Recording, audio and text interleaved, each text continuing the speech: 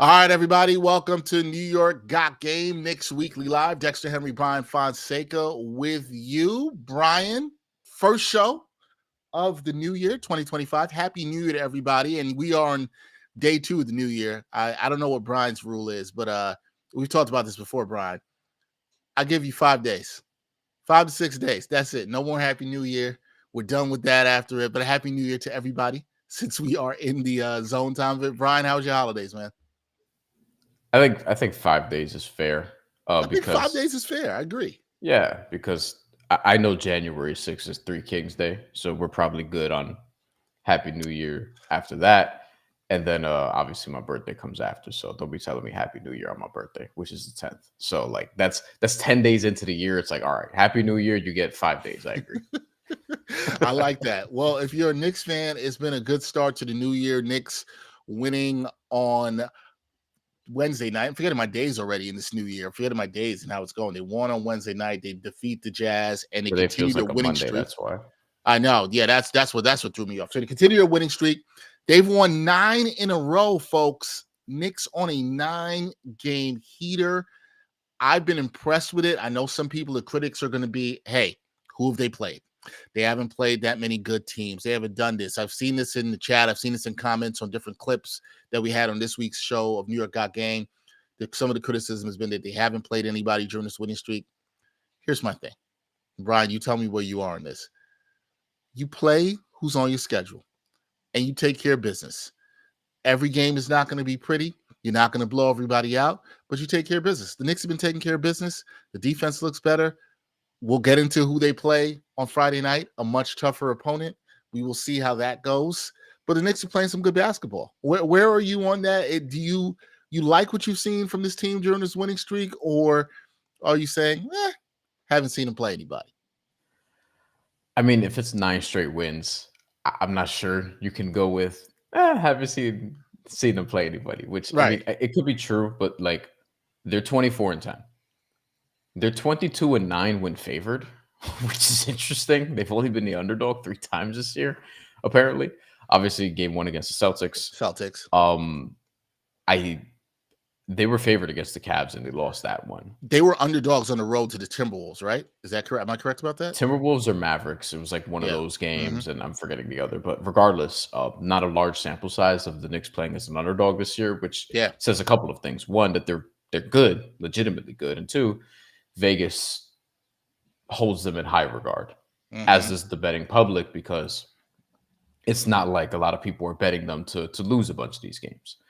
And we have been talking, Dex, just leading up to this episode, this calendar year. We were like, all right, what's going to happen post December? What's going to happen during December? What we're going to talk about post December in January? And they took care of business. Like, they were better than even I expected, because we thought that they were going to cruise through this part of the schedule, but it wasn't like out of the realm of possibility that, hey, they'd lose one of the games in Washington, for example, right? Like, even though Washington is really bad, and one of those games did go to overtime, but they ended up winning both.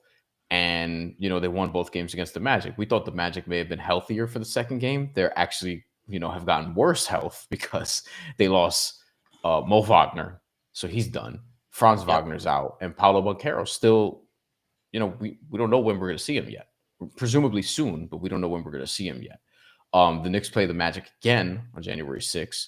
Is Paolo Banchero going to be ready for that game? I'm not really sure. But we know Franz Wagner's not and Mo Wagner's not. And when you just look through the schedule, it's like they were favored in pretty much all of those games. The Minnesota one, I'm pretty sure they were favored in, but regardless, they were favored in all of those games. And actually, I do remember they were favored because we looked this up with Stephen Bondi. I'm pretty sure. Regardless, Yeah. in December, they took care of business. And ultimately, good teams beat bad teams. There you go. If you have bad teams on your schedule and you're a good team, you have to just beat them. They took care of business. The point differential, like I can't really say that they didn't take care of business. That's where I'm at. Yeah, no, I'm with you. And then I love that you mentioned the Washington 2 games down in DC, right? Because the Knicks could have played around. I think a lot of people were like you. I remember I had Sean Hardy on with me, and he said, "Oh, I think the Knicks will split one of the two." there, and he specifically thought it would be the first one in which was a back-to-back after Orlando. And look, we knew that would be a tough game. Back-to-backs are hard in the NBA, right? Like, no matter what, they are hard in the NBA. The Knicks found a way. They need 55 points from Jalen Brunson, but they found a way. Good teams, Bryan's right, beat the bad teams. Good teams find a way to win. Bad teams find ways to lose. The Knicks have not been finding ways to lose. So you can sit here and say, oh, they haven't played anybody. Okay, they beat Minnesota, who's not a bad team. It's a playoff team, Western Conference finalists last year. Sure, do they have any other, signature wins you want to say? No, but they've been taking care of business. I think the Knicks are going to hear some of this talk, and we'll see what happens with them on Friday. We're going to get into that with our guest who will be joining us at 9:15, Howard Beck, NBA senior writer for Bleacher Report, will be joining us to talk about the Knicks, to talk about their big matchup with the Thunder on Friday night. That is going to be a big one there. But the Knicks also getting some news today about one of their players who's been balling out. And there's a lot of Knicks you can talk about that balled out in December, okay? You had Mikal Bridges. He was doing his thing all December long. But look, Karl-Anthony Towns named Eastern Conference Player of the Month for the month of December. 14 games in December, 23.2 points per game, 14.6 rebounds per game. I'm still really impressed by the rebounding here. That is probably the shock of me with this season for Karl-Anthony Towns. I'm not shocked by the shooting, okay? I am, for the most part, outside of some games, he's been a little frustrating with the fouls, which was a concern of mine. Everybody knows I've said that from the beginning of the season, and that we'll see if that doesn't rear its ugly head in the playoffs. But the guy's been solid on rebounds. He's played with a good tenacity. This is well-deserved. The man's been balling out. Some people may call him the MVP of this Knickerbockers team thus far. We'll get into that. I think OG Anunoby's been the glue. Josh Hart's making a case for that. The Knicks have a lot of weapons. Karl-Anthony Towns has been a really good weapon. What do you make of him getting Eastern Conference Player of the Month, and how good is this season? And we talked about this before, Bryan. Is he now really like knocking on that door for top 5 in MVP consideration? Or are we hearing Cat knocking on the door right now? He's averaging 25 and 14, basically. And stupid numbers. Stupid counter stats. We are 2 weeks away from the exact halfway point of the NBA season. Like, we're 2 weeks short of that. Right. We're almost halfway there already, which is to say that Karl-Anthony Towns has been doing this for a sustainable period. Like, we've had questions about, man, how much longer is he going to keep this going? And there was a slight dip, and then they got to this part of the schedule, and he was able to take advantage. Again, good teams beat bad teams, but also great players can dominate not great players. And ultimately, you're supposed to take advantage of those matchups when you have them. He's had a 20 rebound performance. He's had absurd scoring games, efficiency. The shooting is still there. It's 55% from the field and 44% from three still. The competition will get ramped up as the year progresses, but this is a team who is still top 3 in the Eastern Conference. The metrics will tell you that Karl-Anthony Towns has been the most impactful player on this team. Now, I will also point out, because I point this out a lot, the advanced numbers often favor centers, but Karl-Anthony Towns has been really good. I think this is deserved. I think he's a shoo-in to be an all-star. Like, he's as locked in as most guys are in the Eastern Conference, especially in the front court. He's having a ridiculous, I didn't think he was going to be doing 25 and 14. I thought the 25 was possible. I didn't think the 14 was going to be here this late in the year, especially on defensive glass, to just, and what that's doing is just limiting the extra opportunities that other teams can get. So that's important. And the playmaking has sneaky been there as well. That's another thing too, which I think he could tap even more into.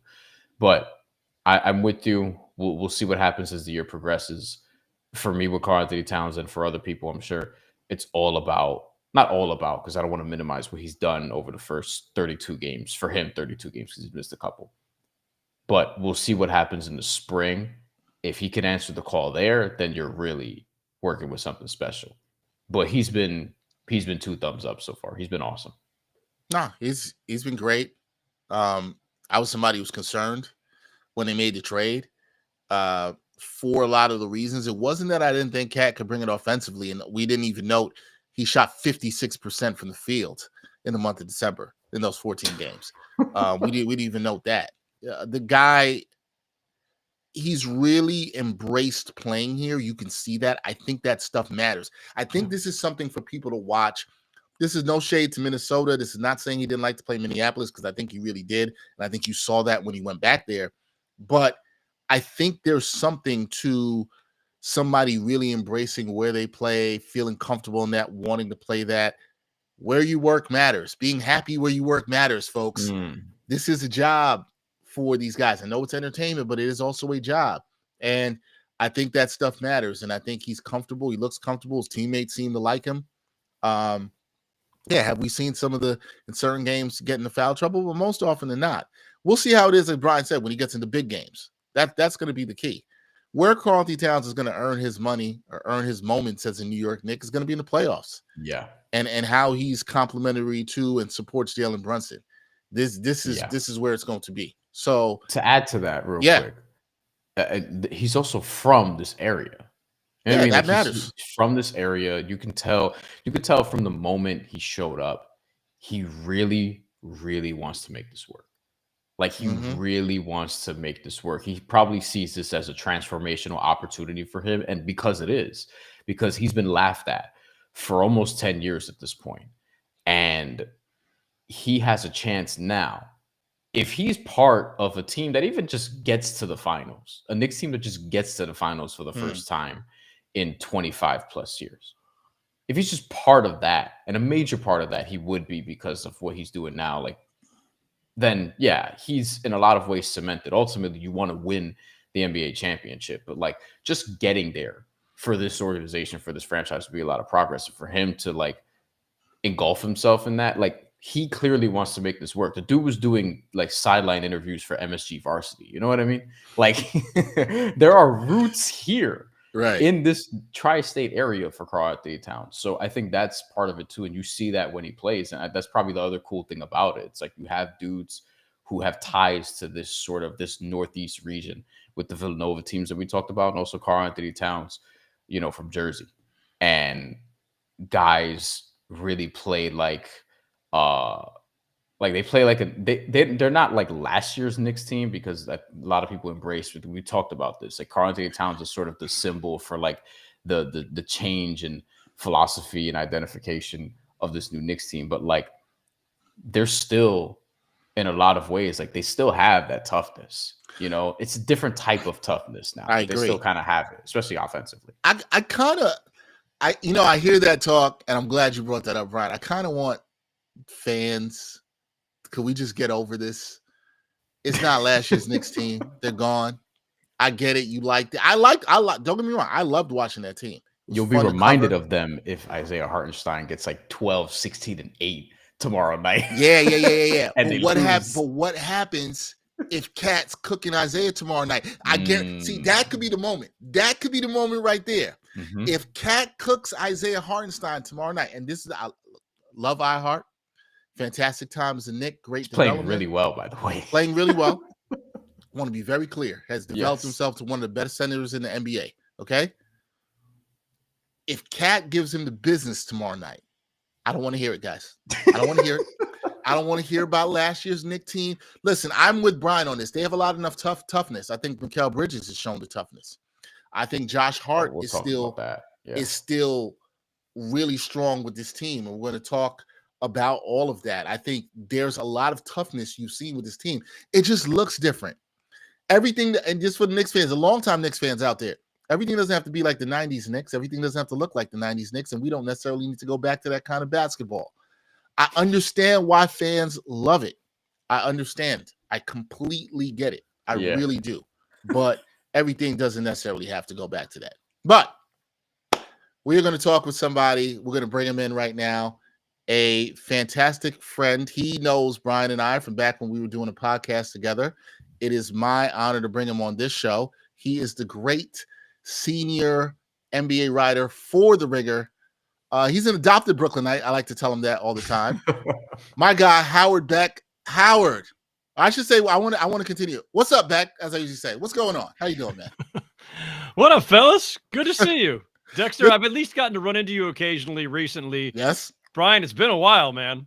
since the Knicks Heat playoff series from a couple years ago, where I told you beforehand. Actually, funny, I'm gonna bring this up now. I told you, I'm like, I think you're gonna wind up with the ringer, at some point, and then it ended up happening. So manifesting things for you, Howard. There you go. Appreciate the manifesting. Wise words by you, very prescient. But no, I landed in the right place. So Yes, you did. very happy about it. Yes, Thank you did. Howard, I have run into you a while. Ran into you out in Vegas this year. We chatted out there, and I've seen you at a couple Knicks games already this season.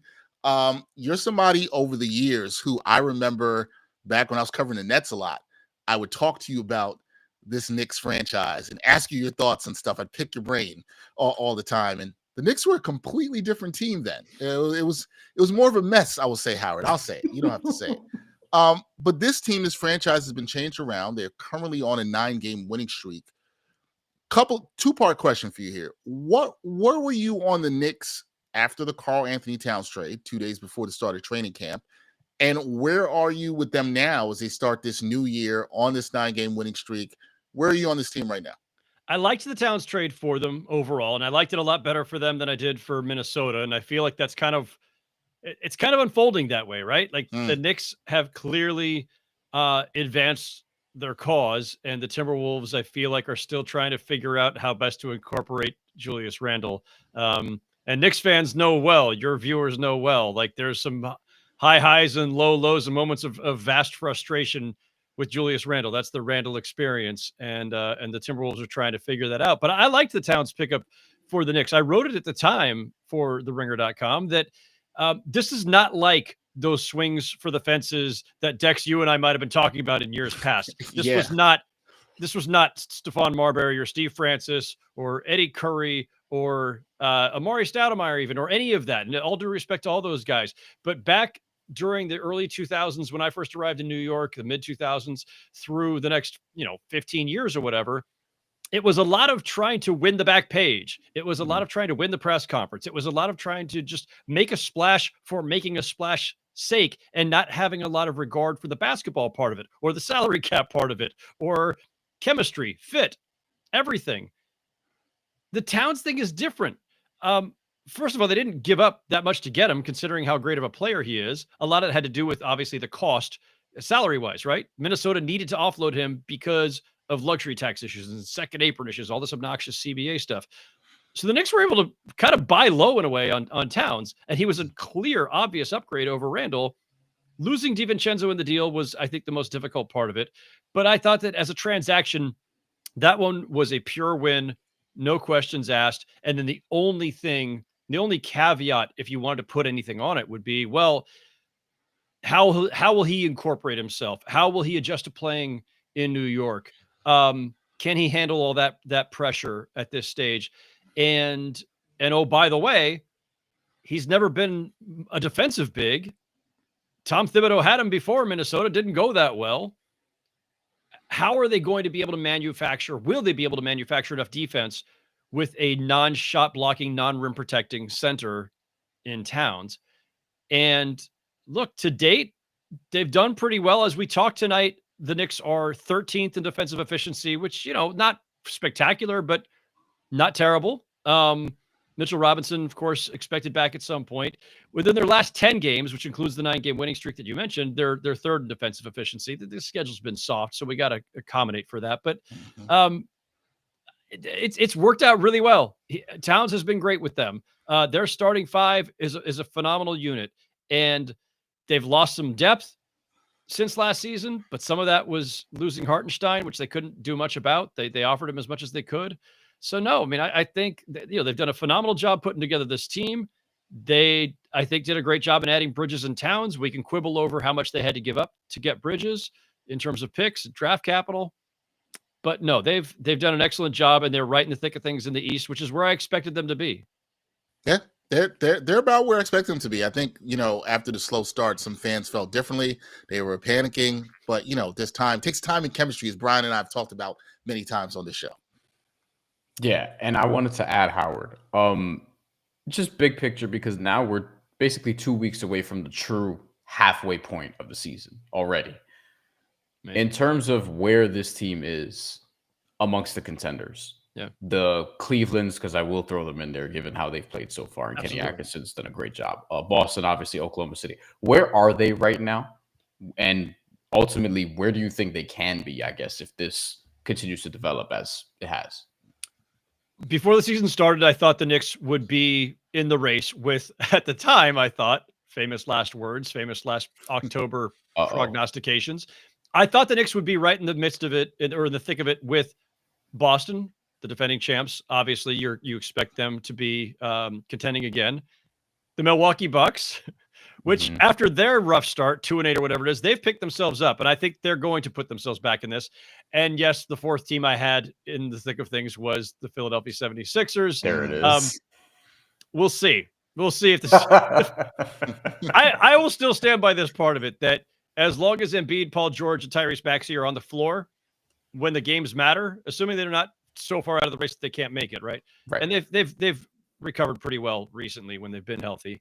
As long as those three stars are on the floor, they're going to be a really tough out for anybody in the spring. So I'm not dismissing the Sixers. A lot of Sixer fans have dismissed the Sixers. They have. I am not burying the Sixers yet. The team I did not account for, like, that's four teams: Knicks, Celtics, Bucks, Sixers. I did not account for this version of the Cavs. Huge props to Kenny Atkinson. Yes. Who, of course, has had a couple of spins here in New York with, as head coach of the Nets and an assistant under Mike D'Antoni with the Knicks back when I was still the beat writer. He's done an incredible job.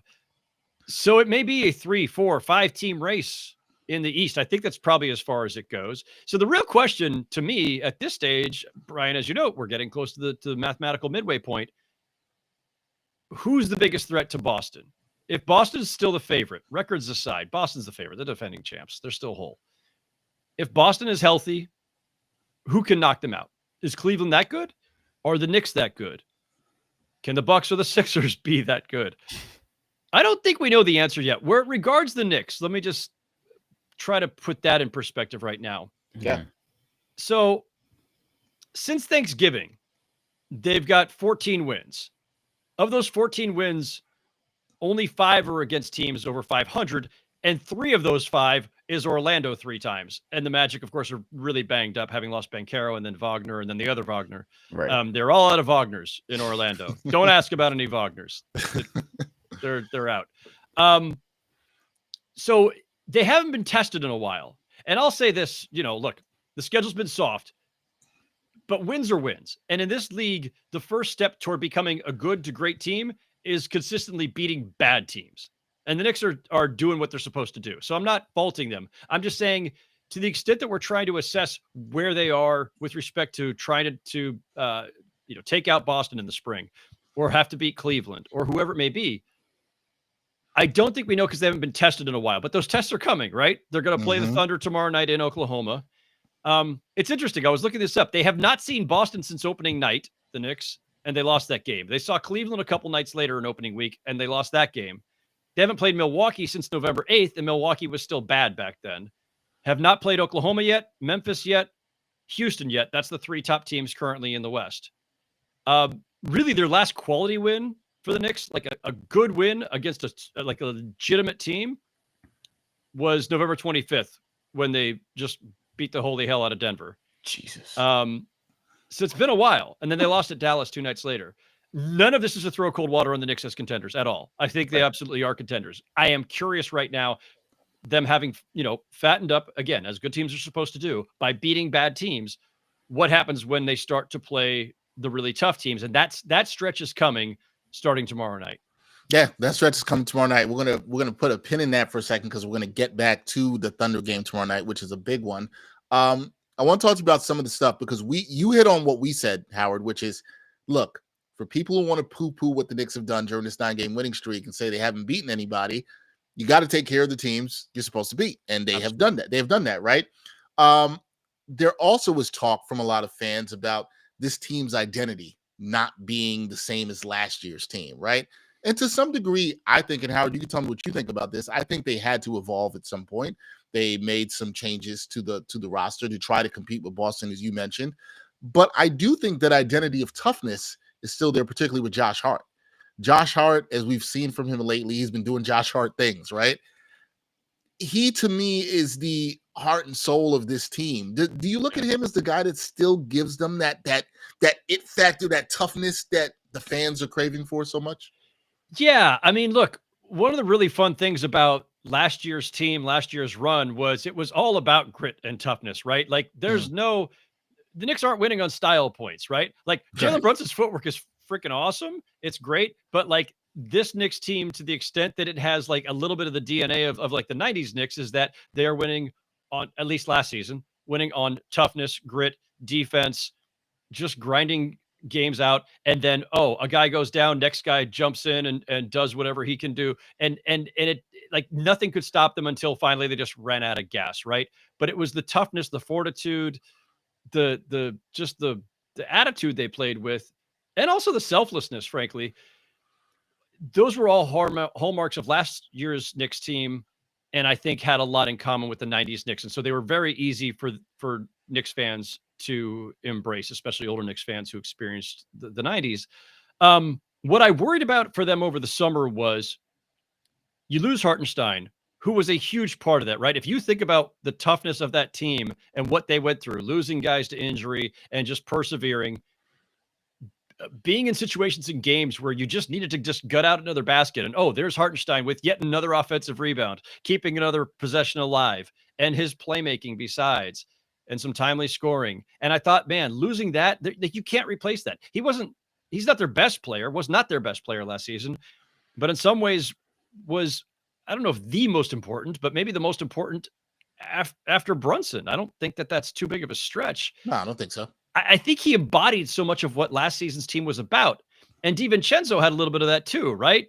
Just kind of like, chest out, hitting deep threes and timely shots and whatever. And I thought, man, losing both those guys, is that too much to overcome, even though Towns was a talent upgrade?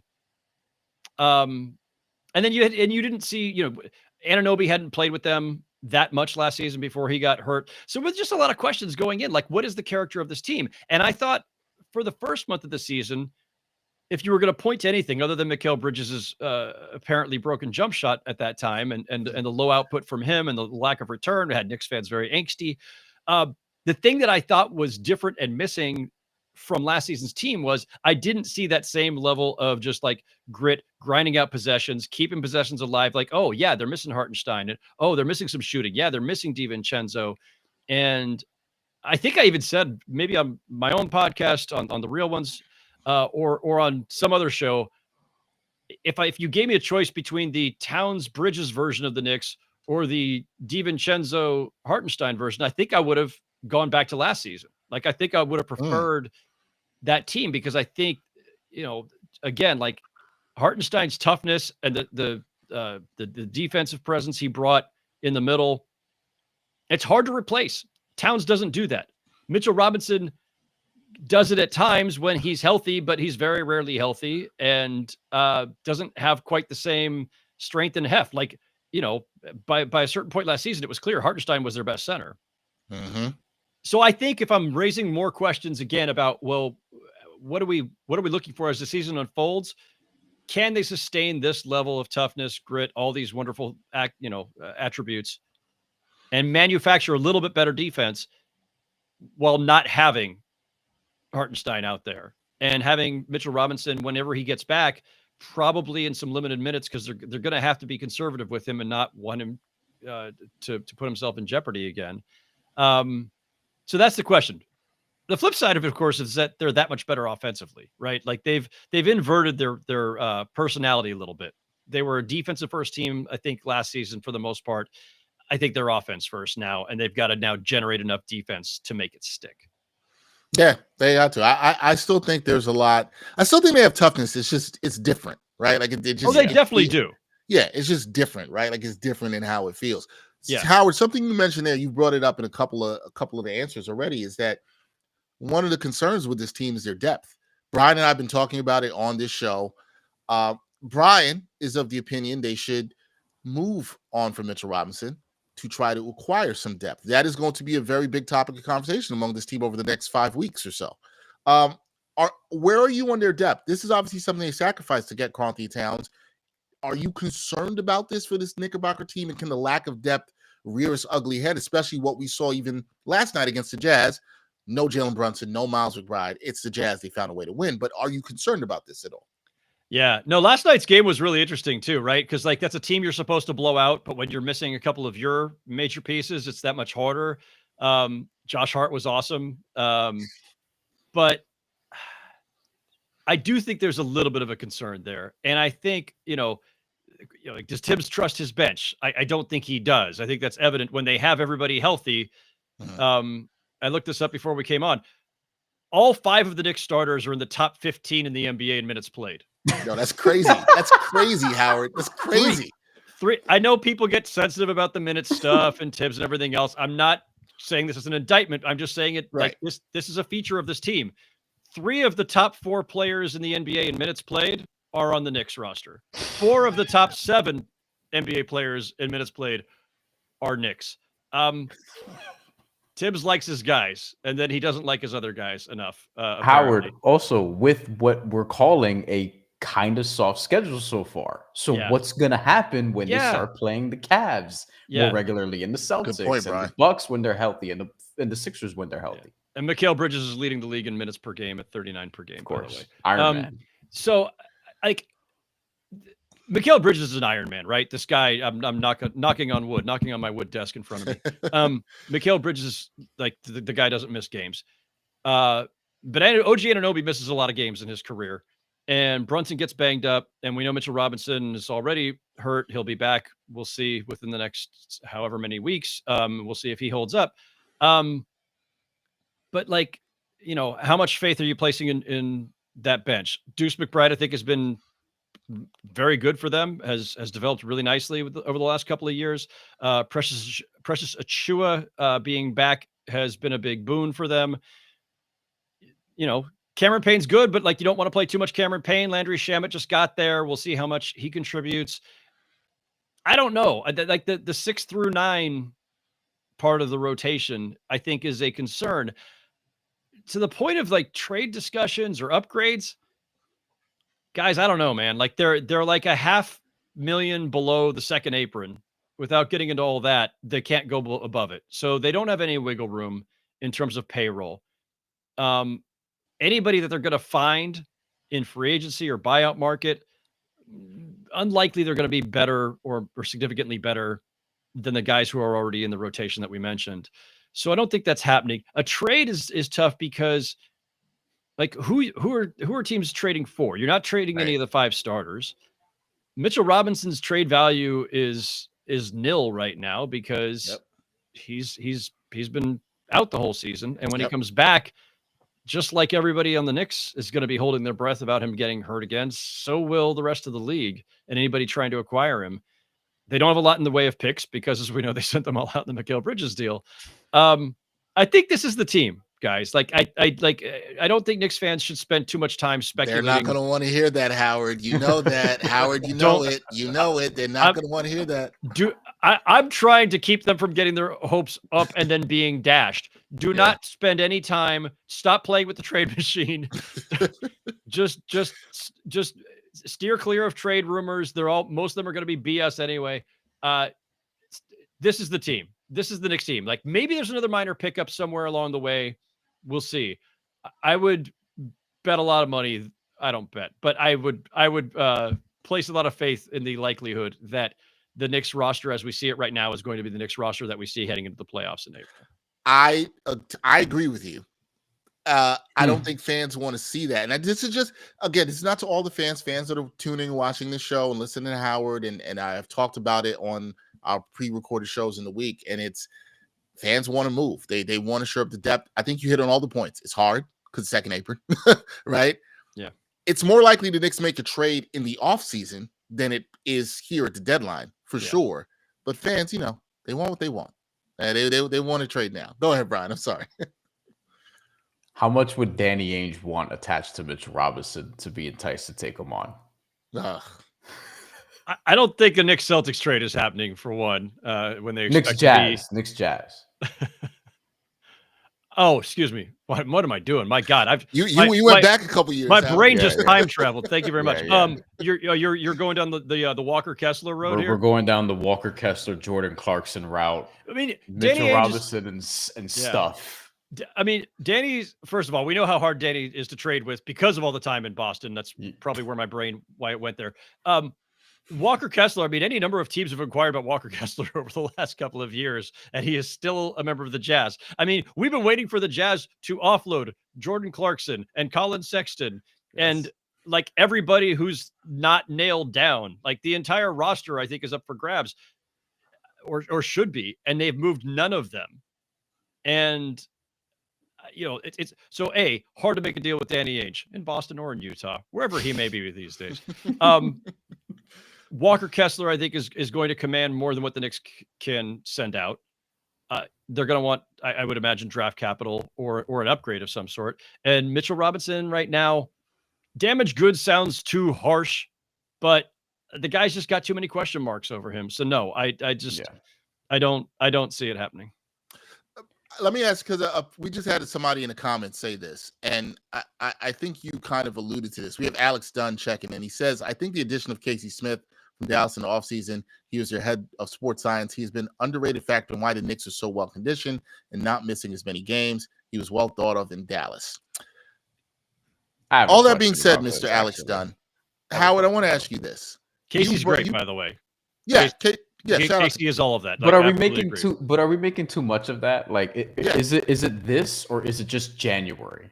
Like it's January and they haven't. Should we be concerned about all these minutes? That's really the question here. Should we legitimately be concerned about the minutes that these starters are playing and the bulk of this Knicks main rotation? Even if you look back at last season, guys, like a lot of the injuries, there's two types of injuries, right? There are injuries that are born of fatigue, but even when that happens, we don't know for sure that that's the reason, right? We cannot right. An absolute cause effect on those situations. And then the ones that are just happenstance, right? Somebody, falls into you, you smack the ball wrong, you break a finger or a wrist or whatever. Like things happen. And I think it was a mix for the Knicks last year in terms of the injuries.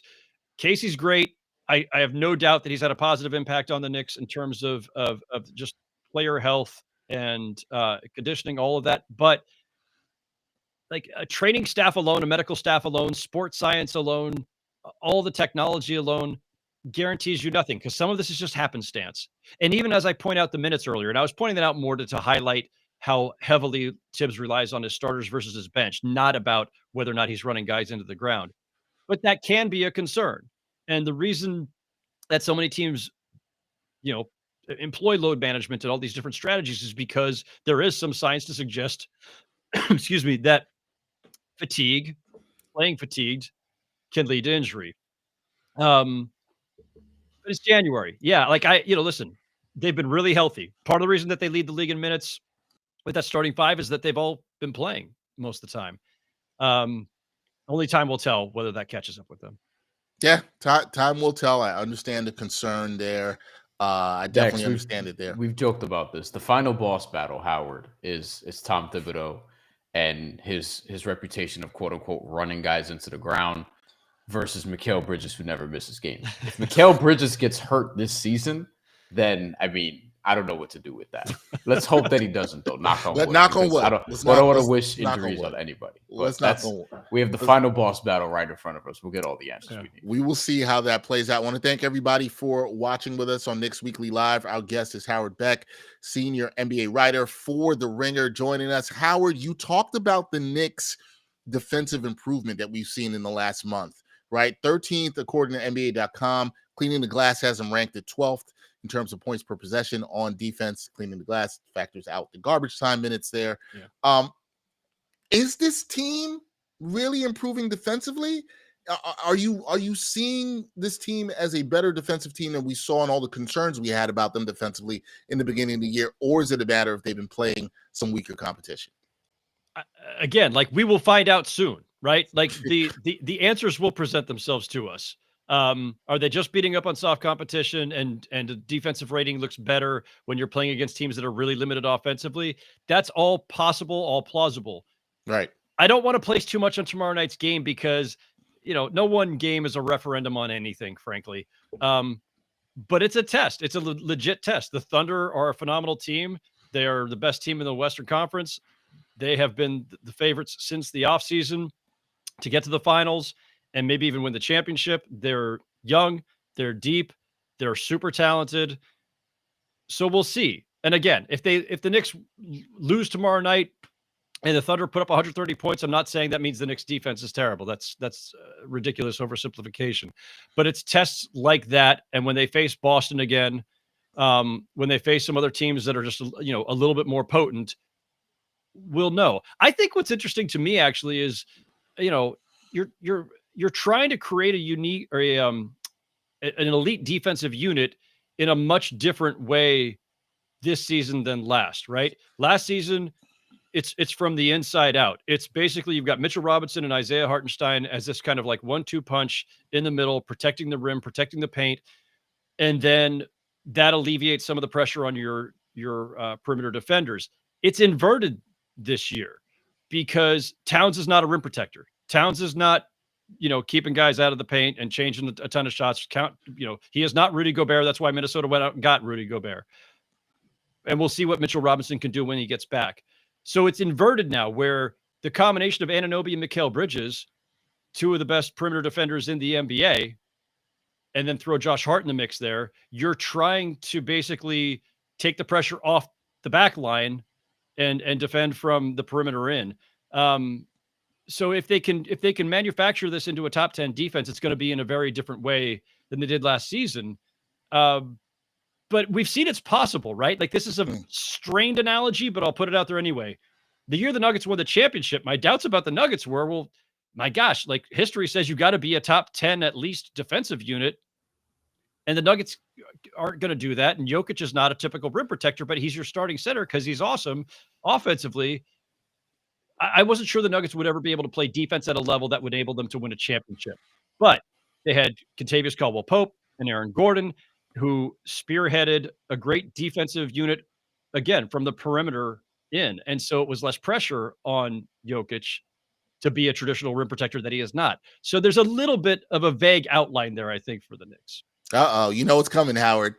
The aggregators are coming. Howard Beck says Knicks can win championship like 2022 Nuggets. I see it now. Howard Beck says Karl Anthony Towns is the new Nikola Jokic. Isn't you don't call me Jokic? Yeah, you're right. That's it.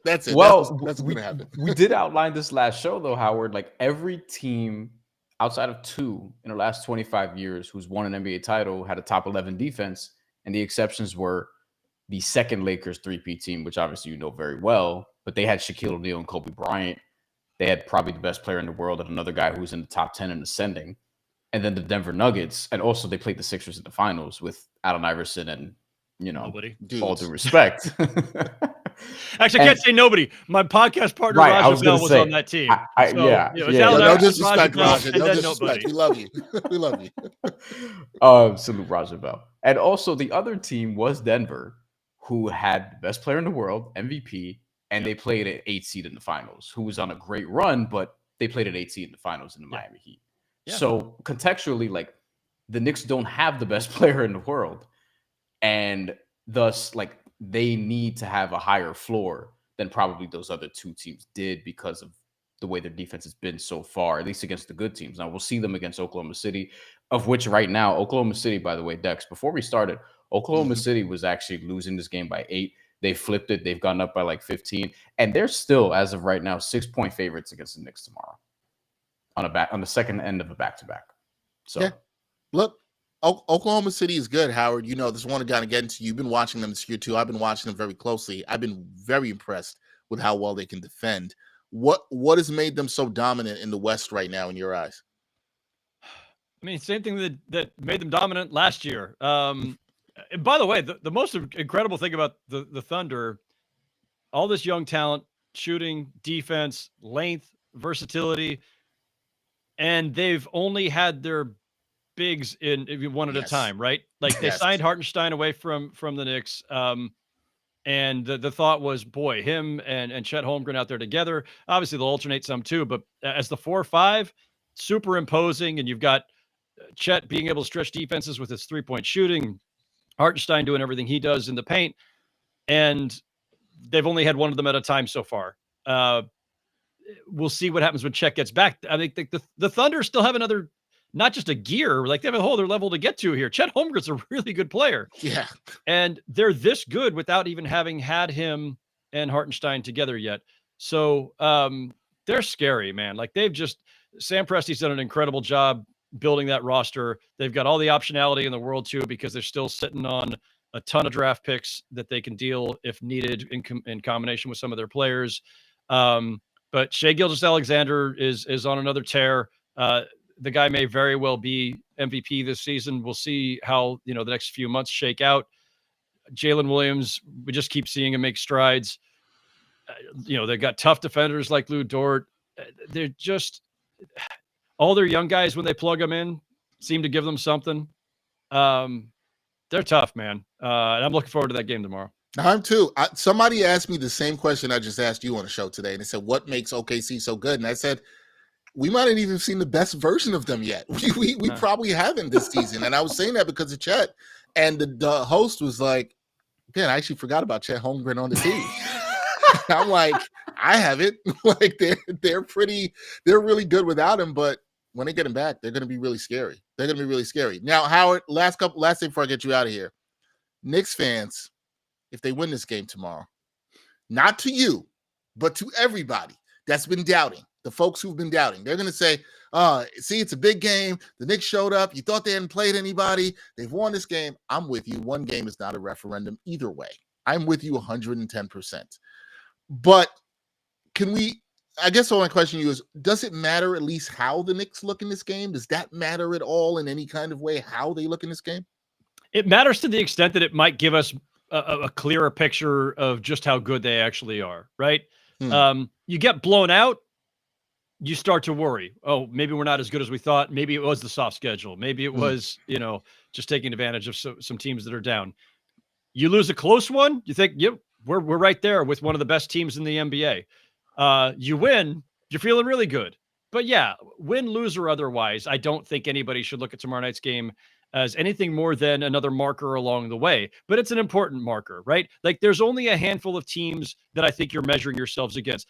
Like the Knicks are a top, 5-6 team in the NBA, wherever you want to put them in that order. So not the only games, the games that matter most to get a sense of where you are and what your prospects are in the spring, how deep you might go. It's going to be every time they play Oklahoma twice, Boston, I think 3 more times, Cleveland a few more times. I'd say Milwaukee. I'll still put Philly back in there if Philly has all 3 of their stars. And Dallas, when Dallas is at full strength. And obviously Luka's out for several more weeks to come here. I don't, like Houston and Memphis are both up there in the standings. I'm still not sold entirely on Houston, and now Memphis just lost Ja again. But those teams you could put in there too, right? So there's a handful, like a half dozen teams maybe, that are the ones that I think once you're at the Knicks level, which is one of the best teams in the league, absolutely a contender, are they good enough to beat Boston? Are they good enough to beat Cleveland? Are they good enough to beat Oklahoma? Like that, those are the games that, that's why it's so exciting, right? Like, they're good enough to steamroll the bad teams and most of the middle teams. Let's see what happens now when they start taking on, the best of the best. And that's how you measure yourself in this league. Yeah, got to measure yourself against the best. The Knicks have some competition against the best this month, starting with a game against the Thunder on Friday night. Should be a good one. Howard Beck, he'll be watching it. Bryan will be watching it. I will be watching it. Everyone, that is Howard Beck. Check out his work on The Ringer. Also check him out on the Real Ones podcast. I forgot to shout that out before, with the great Raja Bell. Raja, we were not trying to slight you in any way. Your contributions in playing against one of the great teams of all time, so we don't want to slight you there at all whatsoever. Howard, pleasure to see you. And Logan Murdoch. Don't want to. And Logan Murdoch. And my guy Logan, who's been out on paternity leave. He's a new daddy. Everybody congratulate him. But Logan has been he's been out for a few months. He is coming back on Tuesday, his first show back. We're very excited about it. So. Congrats to Logan on Welcome to Fatherhood. Congrats to him on that. Howard, I will see you soon at the Garden, because a lot of big games coming this month. I will definitely see you soon when the Knicks play the Thunder. Definitely for sure. In a couple of Fridays from now, I believe. I think that's the 17th they play them at the Garden. So we'll see. I'll see you there. Be well, Howard. Don't let anybody aggregate you wrong and say that you were out here hating on the Knicks. because we know that you're not. We appreciate you. We love your work, and we will see you soon. Fellas, great seeing you. Great talking to you again. Hope to bump into you in arena sometime soon. Appreciate it. All right, Howard. Thanks so much. Again, that's Howard Beck. Check him out on theringer.com. The great work he does covering the NBA. Howard will definitely join us again down the road. Always a pleasure talking to him. Pleasure for everybody checking in on YouTube. See some folks watching on Twitter. Want to shout all of you guys out. We do see you in the comments. Hopefully you enjoyed the conversation with the great Howard Beck. Shamik Boyd commenting here said Knicks on a 9-game winning streak while these Knicks commentators continue to cry all the way to the playoffs. Who's crying? I want to know. Say some names, Shamik. Let us know. You talking about us or somebody else? I have no idea. I just want to know who he's talking we're not. about. I wouldn't say we're Knick commentators, but I wouldn't say that. I just want to know who's crying. I just want to know. I just want to know who's crying. I think they should not be crying. So Shamik, if you're upset about the crying and people are crying, I do not think they should be crying. Shout out to my guy Ron Hunter, still Knicks fans. In the building. So what's good, family? Salute to everyone. Happy New Year. Salute to Bryan and Dexter. Shout out to your special guest, Howard Beck.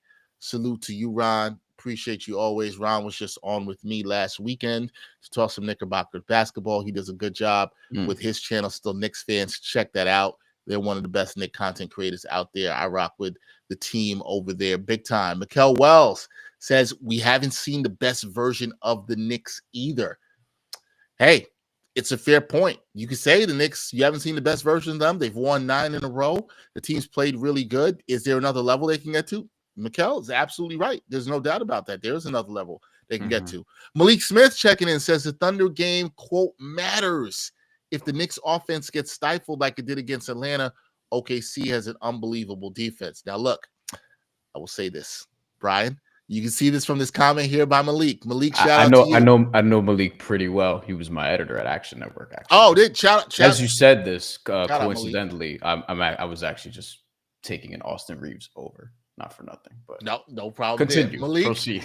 I will say to Malik and Malik's comment here, I understand that the Knicks fan is still tormented by the Atlanta loss. I cannot wait to be in the building on Martin Luther King Day for that game against the Hawks. I cannot wait to be in the building for that game. Knicks fans are going to be in full force ready. Shout out to the homie Tabitha Turner, sideline reporter for the Hawks. Can't wait to see her. She previewed the last game and came on here with me and did that. That's going to be a fun one. I know that's still a sore spot for the Knicks fans for sure. Hanzu says Happy New Year to everybody. Thank you, Hanzu. I'm glad you got your Happy New Year in before the January 6th. 5th. That's when it's over. Done. January 5th, we're done. We're done. We got Greg, our guy Greg Film Stuff, my guy Greg Alcala. Greg, how are you doing? He says best chance for the Knicks to add players is going to be getting guys back from injury and continuing to find late round gems in the draft. Sidebar, Joey Badass wants to smoke. Look alive, Bryan. Hey, shout out to the Brooklyn Knight, Joey Badass. Yes. Dropped his track. Did not diss Kendrick. I think he's telling New York to step it up. I think he is, and I agree with Joey Badass on that. He's a big fan of Kendrick, actually. Yeah, and I don't think Joey Badass was dissing. For this, for us, we love the hip hop here, and Joey Badass brought a good track. He's telling New York to step his game up. We got to step our game up and come back. And he's ready for the smoke. I agree with that, Greg. Thank you, Greg. Thank you, everybody, for checking in. But to respond real quick to the Knicks piece yes. of what Greg said. Best chance for Knicks to add players is going to be getting guys back from injury. I mean, that may be the case. If that is the case, I mean, it's going to be tough. Like the playoffs are going to be tough regardless. But I mean, again, we talked about this. How dependable is Mitchell Robinson at this stage? Because you're talking about him being cleared for contact at some point pretty soon. Maybe he starts ramping up, but like there's going to be a ramp up process off the court, and then there's going to be a ramp up process on the court. So when he starts playing regularly, whether it's later this month, whether it's February, and then there's going to be like a gradual period of him not playing that many minutes and then playing a ton of minutes. So we'll have to see what this sort of looks like and whether or not he's going to be ready by like March. Yo, but I said this weeks ago. I understand your concern, bro. Like I get the concern. Like I knew what you were talking about a couple weeks ago. You're like, time's running out, Dex. I don't know if they're gonna be, how they're gonna do this, because I do think the part that Bryan brings up there, and I've said this, I talked about this with CP the Franchise and Jonathan Macri on the last episode of New York Got Game that dropped this week, which is a really good one for everybody to check out. we talked about what the move is, but the real concern is Mitchell Robinson going to be ready? How does that look? The ramp up time that Bryan talked about. These are all concerns. I think Knicks fans would like to see him back before the All-Star break. I think that's possibly a little bit optimistic, too much there.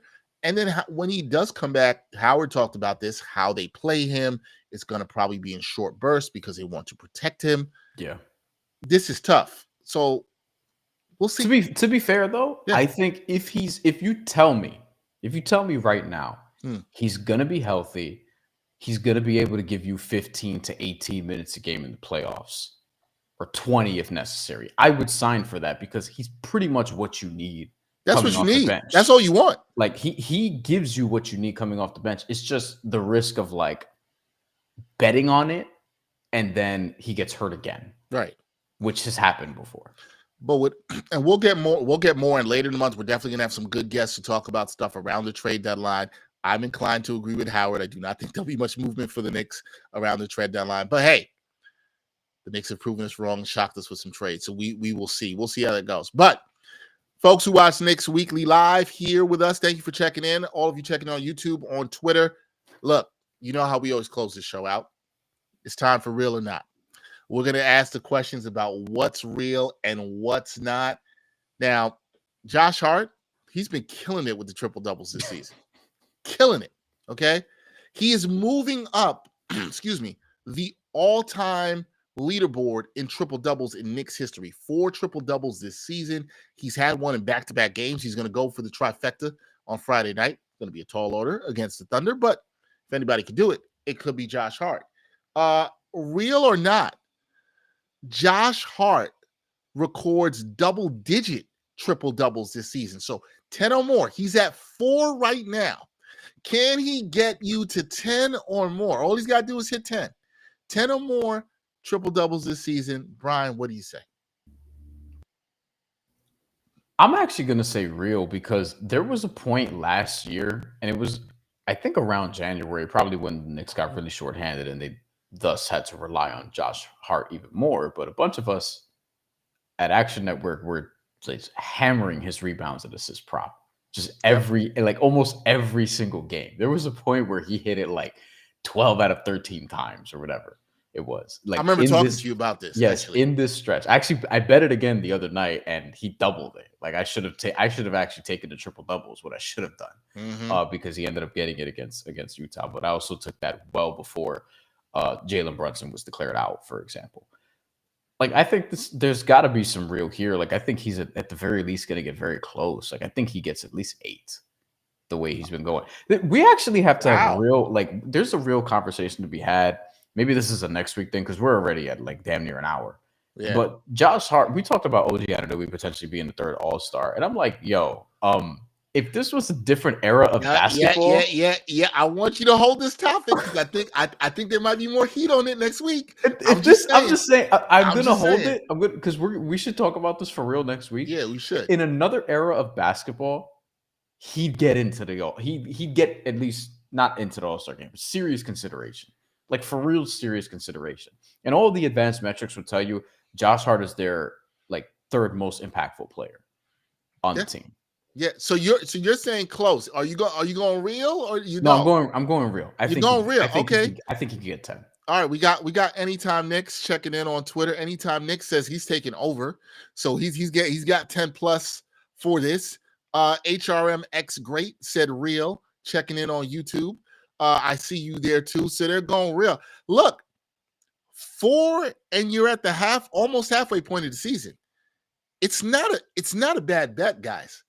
It's not bad at this point he's at now. He has 10 in his career. Yep. All of these with the Knicks. All with the Knicks. Yeah. All with the Knicks. So he had 6 last season. I think he could get 10 this year. It's 4 already. At this point last year, he hadn't had 1. His first career triple-double in the regular season was on January 30th. So a little bit less than a calendar year ago. And he had all of his triple doubles last year within the 2-month span. It was from the end of January to the end of March, and then they got a little healthier. But this year he's I mean, we've talked about their depth being a concern. He's playing such an integral role in part because they're not so deep and because he's out there. Like, as long as he is healthy, yes, I think he can do this. All right. I'm inclined to say, you guys got me thinking about it. Yeah, I think it's real. I think he does it. I think he hits 10. I think he hits, I think he at least hits the 10. I'm gonna go real on this. It's a good one. This didn't pop into my mind. I'm gonna be honest with the people here. He now had these back-to-backs. It popped into my mind, and I was like, "Oh shoot, could this happen? Could he really get this done?" I'm about to see what his rebounds and assists is for tomorrow and a triple double. Yeah, it could be really interesting. A little bit of a tall order, I think, against the. I like the over in his rebounds. What it is, his line was 7.5, I believe, before the last game. Against the Jazz. Ridiculous. However, to be fair, the Jazz have a lot of length, and he was able to get the rebounds, and obviously with no Jalen Brunson. I will say this: I'm not telling you guys what to bet, but if Jalen Brunson's out, I might throw a couple dollars down on that triple double because they do like to use him as a playmaker, and he's been really helpful with that. Okay, we got one more real or not for the people. No props available yet, by the way, for tomorrow because Oklahoma City's still beating the Clippers. They were losing by 8. They're winning by almost 30 in the fourth quarter. Wow, things done changed. Things done changed for OKC. So we will have 2 teams streaking tomorrow. OKC on a back-to-back. They'll be heading into this one. They're going to be 17-2 with Isaiah Hartenstein, including the NBA Cup final. Insane. Ridiculous. Insane. All right, this one we're going to do around Mikal Bridges for the real or not, okay? Real or not, you're fully confident, okay, in Mikal Bridges as the third option on offense. And this real or not is for all of you out there who were, Mikal Bridges, I don't know about him. I don't know if he fits with the Knicks. Oh, the Knicks gave up too many picks for him. There were some Nets fans, I talked about this in the last show, that were rejoicing, saying the Knicks gave up too much. Look what they got. We won the trade, blah, blah, blah.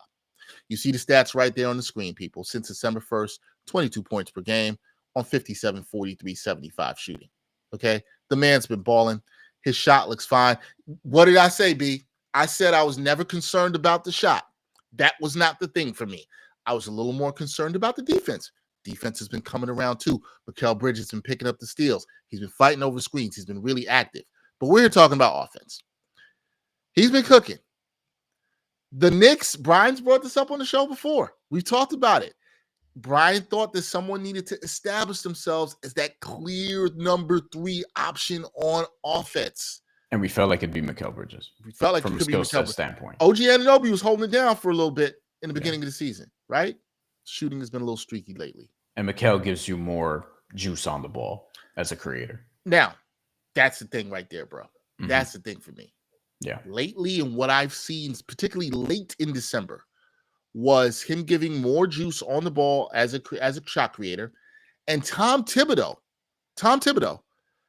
resting Jalen Brunson in the middle of fourth quarters and allowing Mikal Bridges to initiate the offense more, shows you, we talked about how Tom Thibodeau loves to trust his starters, but he's trusting Mikal in a specific situation here and allowing him to initiate more on the offense, which I think bodes well for the Knicks long-term and down the road, right? That's been the thing for me. So are you fully confident, or are you going back, Bryan, to like the skeptics early in the season saying they don't know about Mikal? They don't know what's going on. They don't know how he's going to get it done. Are you confident he's put his stamp as number 3 option here for the New York Knickerbockers? I am, in part because I have to be. Because like why? You don't have to be. Who else is it going to be? And also, like, when you compare, like, here's the thing. In terms of, the answer for me is real. The short end of it. Okay. Now I'll tell you why. If you look at third options on other contenders / aspiring contenders, if we want to still consider Philly that in regards to our conversation with Howard Beck, I'm mostly done with Philly at that point, or at least I was until they beat the Clippers. They beat the Celtics on Christmas. A lot of C words, not those kinds of C words. And they beat the Celtics on Christmas. And I was like, oh, there's something here. Now, granted, Caleb Martin just absolutely hates that team and that city and just went nuclear again. So maybe that's what it takes. But like, as a third option, Mikal Bridges versus Paul George in 2025. All due respect to Paul George, but like, that's Mikal Bridges for me. You look at Milwaukee, respect to Chris Middleton, don't even know who's their third option right now. Maybe it's him. Maybe it's Bobby Portis. I'm taking Mikal Bridges there in 2025. But you look at the top two teams, and then it's like, I think obviously Cleveland and Boston, as we saw early on, and we'll see what happens when they meet again, like that's going to give you the most trouble. That's where you would have the third option in Boston is, I guess, Kristaps Porzingis, which, sorry, Mikal, probably taking that one. But no, I think this is real. Like Mikal Bridges is comparable to other like great teams' third options. Like in Cleveland, it's Evan Mobley, Darius Garland some nights. Like that's really good too. And Mikal Bridges, like he basically like we'll see what ultimately happens when they face better competition. But he used this time in December with the light schedule to actually like expand what he can do a little bit. And this is more reminiscent of what we saw after the Nets trade, like when he went to the Nets and was actually like he was doing things like, oh, wait, he can do this. He didn't show this in Phoenix. He hasn't showed this since Villanova, the way he's creating, the way he's not just like spot shooting or whatever the case may be, like having offense run through him. And if the Knicks can do that in spurts, then yes, he is more than a viable third option. He is. And if you look at his numbers right now, he is, sorry, I was looking up the percentile that he is in terms of usage in the 53rd percentile in terms of usage rate, right, for a third option, which is fine. Usage rate is 17.2%. This stats according to Cleaning the Glass. So he's been good. The assist usage has been up as well too for him, which is another thing in terms of we talking about with the playmaking with him. So yeah, I'm buying it, and his confidence is just back. That's the biggest thing, like I think often we talked about this with this Knicks team throughout the year.